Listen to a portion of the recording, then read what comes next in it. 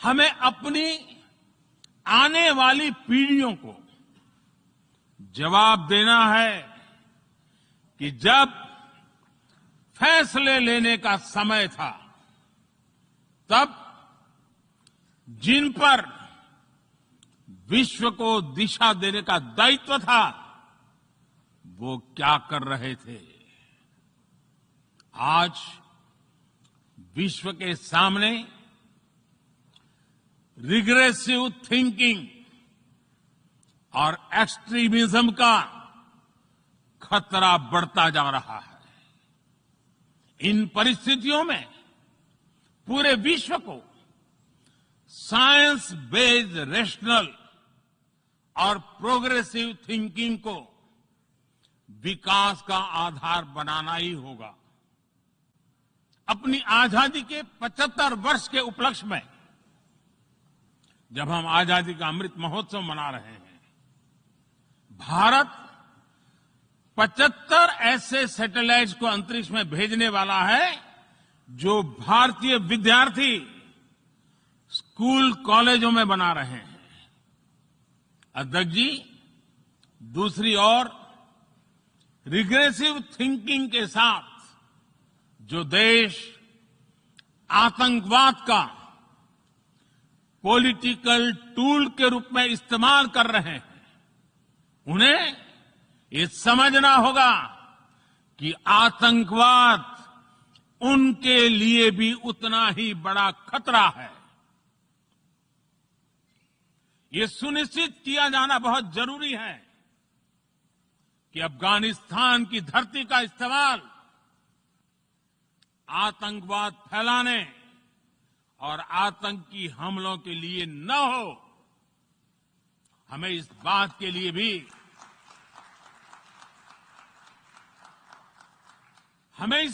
लिए भी सतर्क रहना होगा कि वहां की नाजुक स्थितियों का कोई देश अपने स्वार्थ के लिए एक टूल की तरह इस्तेमाल करने की कोशिश न करें। इस समय अफगानिस्तान की जनता को, वहां की महिलाओं और बच्चों को, वहां की माइनॉरिटीज को मदद की जरूरत है और इसमें हमें अपना दायित्व निभाना ही होगा। अध्यक्ष महोदय, हमारे समंदर भी हमारी साझी विरासत है, इसलिए हमें ये ध्यान रखना होगा कि ओशन रिसोर्सेज को हम यूज करें, एब्यूज नहीं। हमारे समंदर अंतर्राष्ट्रीय व्यापार की लाइफलाइन भी है। इन्हें हमें एक्सपांशन और एक्सक्लूजन की दौड़ से बचाकर रखना होगा। रूल बेस्ड वर्ल्ड ऑर्डर को सशक्त करने के लिए अंतर्राष्ट्रीय समुदाय को एक सुर में आवाज उठानी ही होगी। सुरक्षा परिषद में भारत की प्रेसिडेंसी के दौरान बनी विस्तृत सहमति विश्व को मैरीटाइम सिक्योरिटी के विषय में आगे बढ़ने का मार्ग दिखाती है। अध्यक्ष महोदय, भारत के महान कूटनीतिज्ञ आचार्य चाणक्य ने सदियों पहले कहा था, कालातिक्रमणात् कालातिक्रमणात् काल एव फलम पिबति। जब सही समय पर सही कार्य नहीं किया जाता तो समय ही उस कार्य की सफलता को समाप्त कर देता है।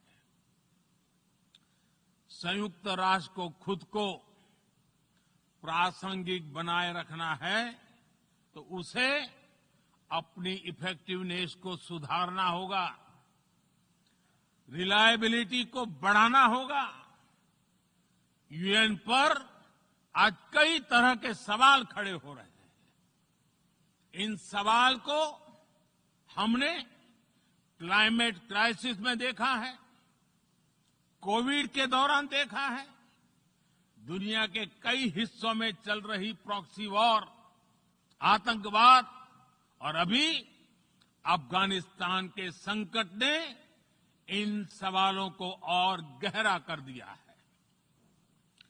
कोविड के ओरिजिन के संदर्भ में और ease of doing business ranking को लेकर वैश्विक गवर्नेंस से जुड़ी संस्थाओं ने दशकों के परिश्रम से बनी अपनी विश्वसनीयता को नुकसान पहुंचाया है। ये आवश्यक है कि हम यूएन को ग्लोबल ऑर्डर, ग्लोबल लॉज और ग्लोबल वैल्यूज के संरक्षण के लिए निरंतर सुदृढ़ करें। It's great to see you here. Thank you for watching our work. If you haven't subscribed yet, don't forget to click the bell icon and subscribe to Mojo Story and support independent, robust journalism.